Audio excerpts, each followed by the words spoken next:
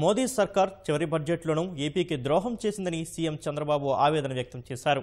బడ్జెట్లో ఆంధ్రప్రదేశ్ ప్రస్తావన లేదని ఆక్షేపించారు. 5 ఎకరాల భూమి ఉంటే 500 రూపాయల భిక్ష వేస్తారా అని కేంద్రాన్ని సీఎం ప్రశ్నించారు. రాష్ట్రానికి ఇప్పటికే ఉపాధి హామీ బకాయిలు భారీగా చెల్లించాలన్నారు. రాష్ట్రంలో 14 లక్షల మందికి ఉపాధి కల్పించామన్న సీఎం ఒక్క కియాలోనే వేలాది మందికి ఉద్యోగాలు వచ్చాయన్నారు. భాజపా వైఫల్యం వల్లే దేశంలో నిరుద్యోగం పెరిగిందన్నారు.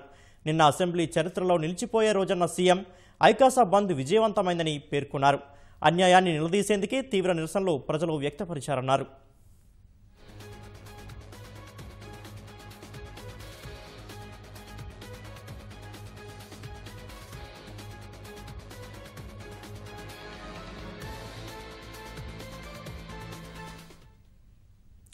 నేటి నుంచి 3 రోజుల పాటు నిర్వహిస్తున్న పింఛన్ల పండుగ పేదల జీవితాల్లో మరో సంక్రాంతిని ముఖ్యమంత్రి అభిప్రాయపడ్డారు.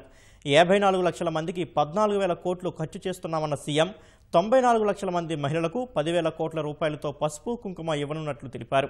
పింఛన్లు పసుపు కుంకుమ అనగానే తెలుగుదేశం గుర్తుకు రావాలన్నారు. నాయకత్వ లోపాలను అధిగమించాలని నేతలకు దిశానిర్దేశం చేశారు. ఒక్క క్షణం కూడా ఏమరపాటుగా ఉండరాదన్న చంద్రబాబు రాష్ట్రానికి కేంద్రం చేసిన అన్యాయాన్ని విస్మరించరాదన్నారు.